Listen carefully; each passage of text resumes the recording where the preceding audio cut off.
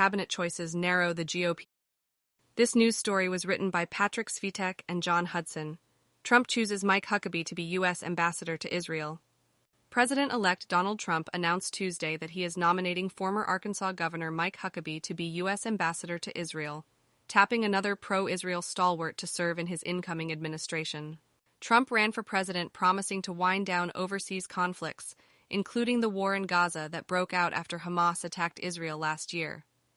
Trump began unveiling his foreign policy team Monday when he announced that he would appoint another staunch Israel supporter, Representative Elise Stefanik, Republican, New York, to be U.S. ambassador to the United Nations. Mike has been a great public servant, governor, and leader in faith for many years, Trump said in a statement. He loves Israel and the people of Israel, and likewise the people of Israel love him. Mike will work tirelessly to bring about peace in the Middle East. Unlike most U.S. ambassadors to Israel from recent administrations, Huckabee is not Jewish. An ordained Southern Baptist pastor, Huckabee served as Arkansas governor from 1996 to 2007 and has kept a high profile in politics since then, running for president in both 2008 and 2016 when he faced Trump in the primary. There were media reports after the 2016 election that he was poised to become Trump's ambassador to Israel, though he denied it. When it comes to the war in Gaza, Huckabee has advocated adopting a hard line against Hamas, amid President Joe Biden's efforts to broker a ceasefire deal that brings home hostages taken by Hamas and ends the war in Gaza.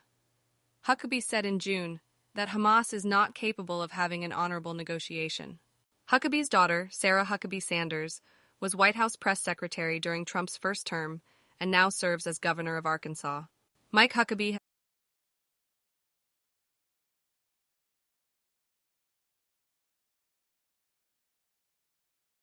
This news story was written by Patrick Svitek and John Hudson. Huckabee's daughter, Sarah Huckabee Sanders, was White House press secretary during Trump's first term and now serves as governor of Arkansas. Mike Huckabee has led dozens of tours to Israel and is scheduled to headline another trip there in February and March of next year. When he visited Israel after Trump's first election, Huckabee spoke out in support of Israeli settlers in the occupied West Bank, using biblical terms for the region. "There are certain words I refuse to use," Huckabee told CNN.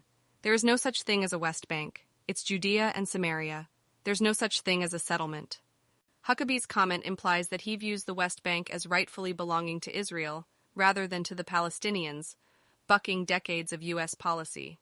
While the Biden administration opposed increased Israeli settlements in the West Bank, Trump's appointment of Huckabee suggests his administration might not condemn such activity.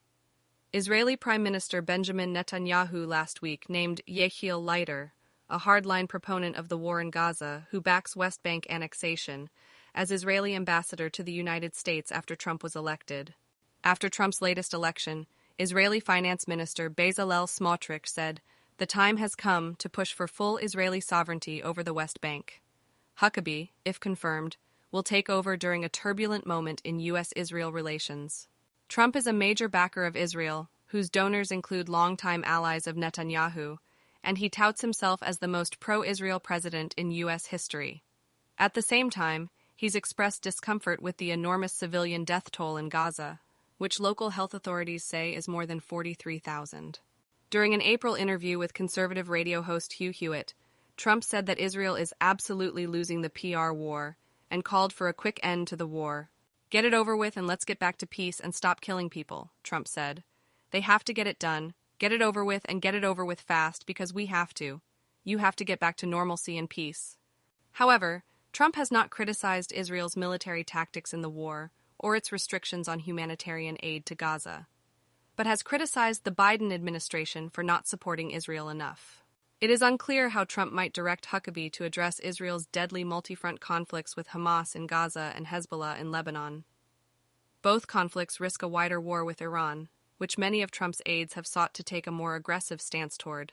Trump's appointment may also complicate his relationship with American Jews, whom he has repeatedly criticized for not voting for him in large enough numbers.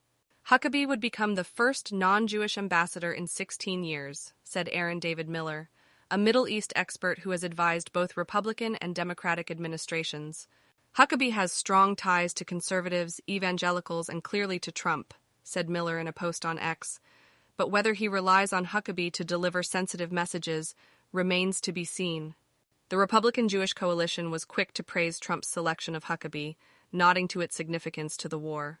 As the Jewish state continues to fight an existential war for survival against Iran and its terrorist proxies, Governor Huckabee will represent America's ironclad commitment to Israel's security with distinction, said a statement from the coalition's national chairman, Norm Coleman, and CEO Matt Brooks.